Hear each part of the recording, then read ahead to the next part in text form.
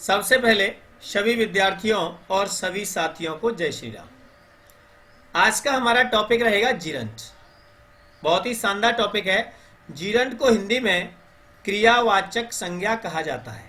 अगर आप हिंदी मीडियम के स्टूडेंट हैं तो इसकी हिंदी लिखते जाएं, और अगर आप इंग्लिश मीडियम के स्टूडेंट हैं तो आपको हिंदी लिखने की जरूरत नहीं है। राइट। तो जीरंड को हिंदी में क्या कहते हैं? क्रियावाचक संज्ञा। राइट। अब ये जीरंड होता क्या है? तो हमेशा ध्यान रखना है कि जीरंड का मतलब होता है वर्ब में आईएनजी। जहां भी आपको वर्ब में आईएनजी लगी हुई दिखे आप समझ सकते हैं कि ये जीरंड है। और वर्ब में आईएनजी हमेशा फर्स्ट फॉर्म के साथ लगती है। किसके साथ लगती है? फर्स्ट फॉर्म के साथ। अब आप सोच रहे होंगे सर वर्ब में आईएनजी लग के ये कैसे पता चलेगा कि वो जीरंड है? वर्ब में आईएनजी लग के तो वर्ब होता है। तो चलिए यहाँ थोड़ा सा इसको समझाते हैं। यानी आपके सामने कोई भी फर्स्ट फॉर्म है, बी फर्स्ट है ना, वर्ब की फर्स्ट फॉर्म है, वहां पर लगी है आईएनजी। क्या लगी हुई है? आईएनजी लगी है। तो ये आपका दो तरीके से काम करेगी। या तो ये ऑलरेडी वर्ब होगी और या फिर ये जीरंड होगा। राइट।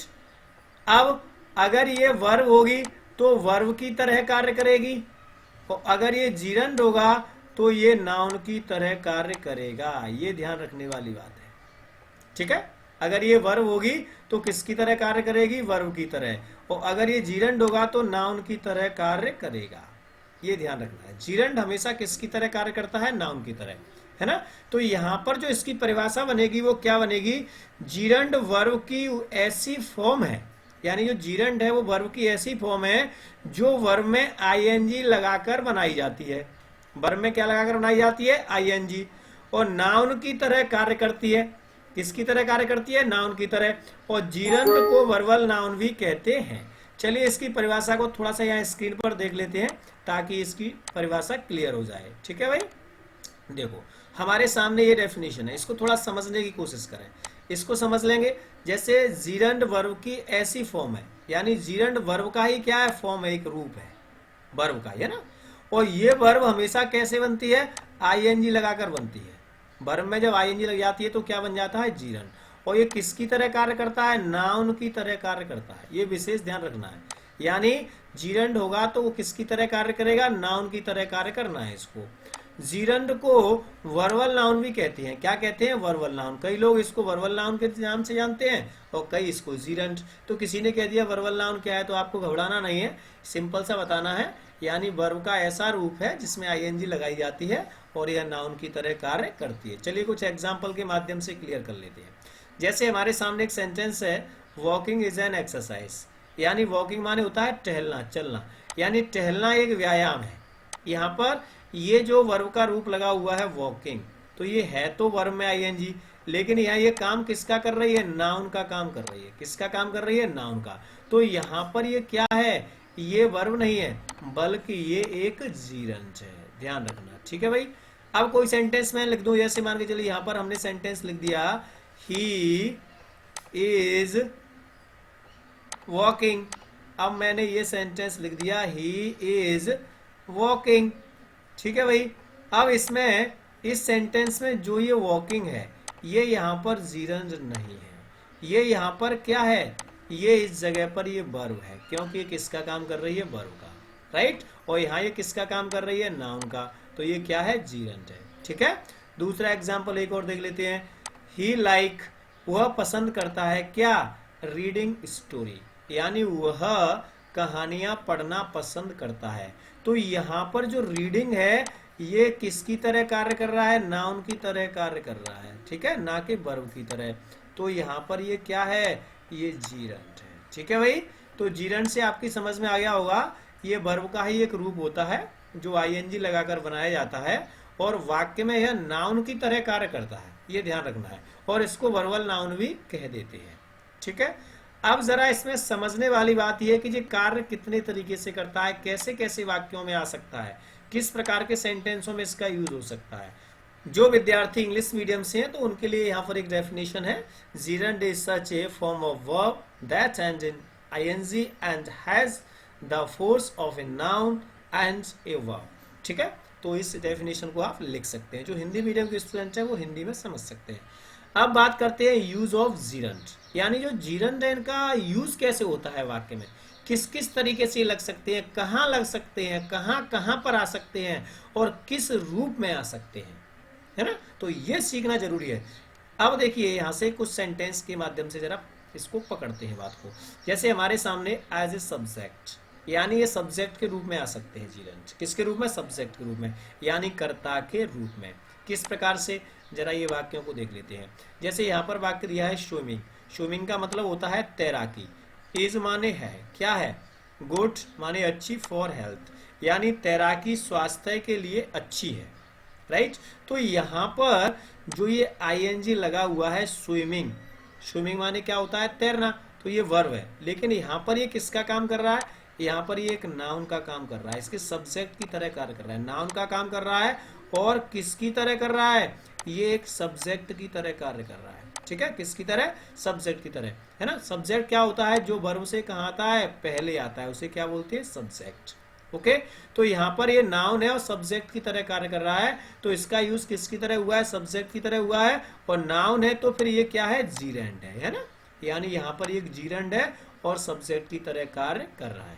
दूसरा एक और एग्जाम्पल देख लेते हैं। फिशिंग माने मछली पकड़ना, इज माने है अ गुड प्रोफेशन, यानी मछली पकड़ना एक अच्छा पेशा है, राइट। तो यहाँ पर जो फिशिंग वर्ड है ये भी क्या है? एक नाउन है, ठीक है। नाउन की तरह कार्य कर रहा है तो ये वर्ब, लेकिन किसकी तरह कार्य कर रहा है? नाउन की तरह। ये क्या हो गया? ये जीरेंड हो गया, ठीक है।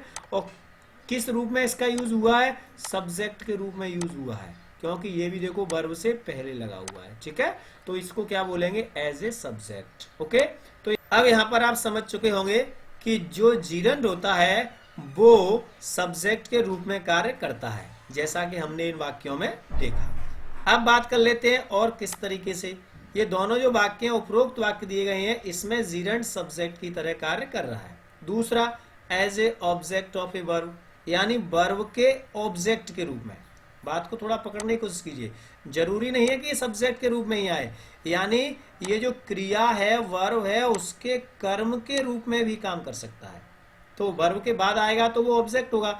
जैसे सेंटेंस दिया है ही लाइक्स टेलिंग, टेलिंग जो वर्ड यहाँ पर है तो ये इसका क्या है? ऑब्जेक्ट है। तो यहाँ सब्जेक्ट के रूप में कार्य नहीं कर रहा है, यहाँ पर ये ऑब्जेक्ट के रूप में कार्य कर रहा है। तो ये है तो क्या? वर्ब, राइट, वर्ब का रूप है। लेकिन यहाँ ये वर्ब नहीं है, यहाँ इसको वर्ब नहीं कह सकते, क्योंकि ये एक नाउन की तरह कार्य कर रहा है, वर्ब के बाद आया है, वर्ब के ऑब्जेक्ट के रूप में कार्य कर रहा है, तो ये नाउन है ना।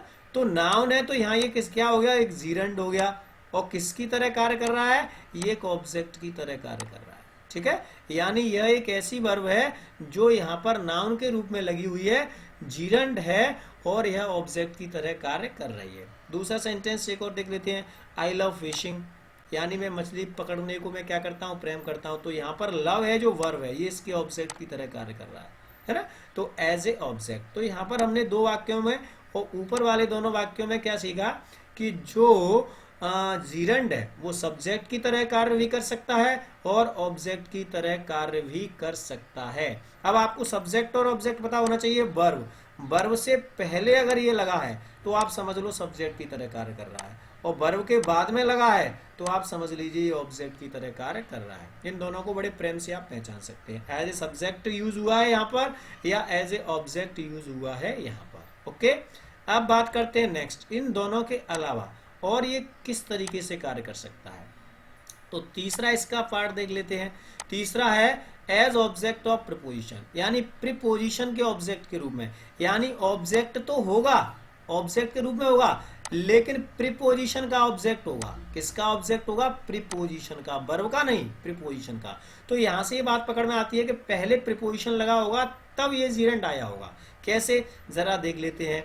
ही फाउंड ऑफ राइटिंग लेटर।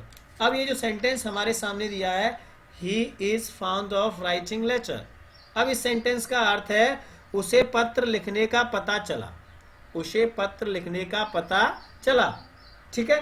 अब जरा देख लेते हैं, अब इस सेंटेंस में क्या दिया गया है। यहां पर आप समझ सकते हैं कि यहां पर ये ऑफ क्या है? ये प्रीपोजिशन है, और यहां पर ये क्या है? ये जीरेंड है, राइट। तो ये किसकी तरह कार्य कर रहा है? प्रीपोजिशन के ऑब्जेक्ट की तरह, ना कि वर्ब के ऑब्जेक्ट की तरह। अगर वर्ब के ऑब्जेक्ट की तरह कार्य करता तो फाउंड के बाद आ जाता यहाँ पर, फिर बीच में प्रीपोजिशन नहीं आती।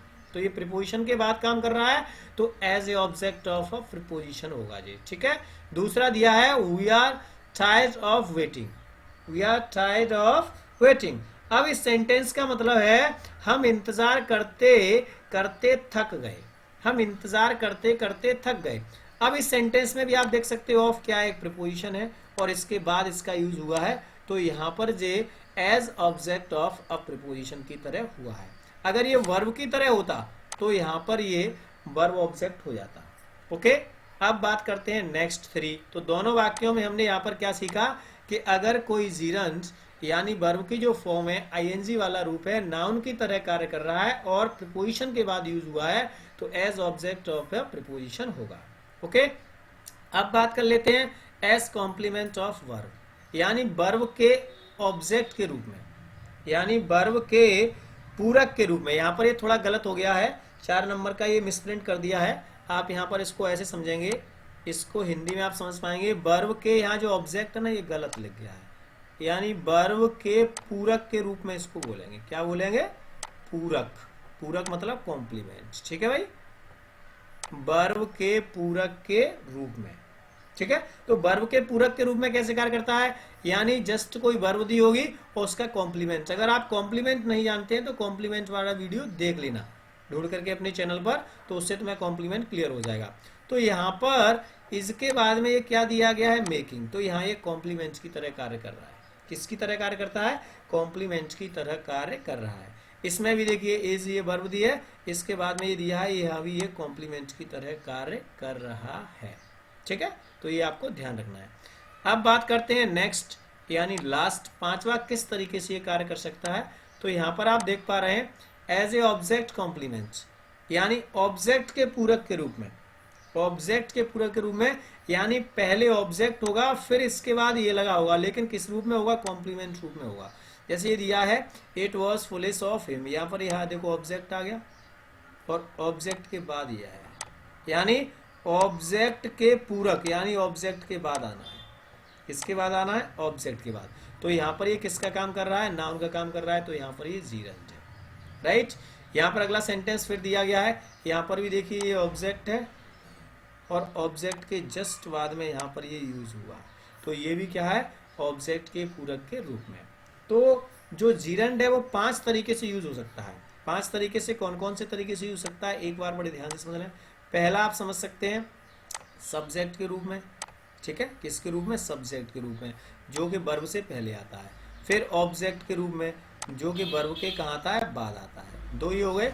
तीसरा एज ए ऑब्जेक्ट प्रीपोजिशन, फिर प्रीपोजिशन के ऑब्जेक्ट के रूप में आ सकता है जी, यानी ये प्रीपोजिशन होगी और प्रीपोजिशन के बाद आएगा तो ये क्या होगा? ऑब्जेक्ट होगा।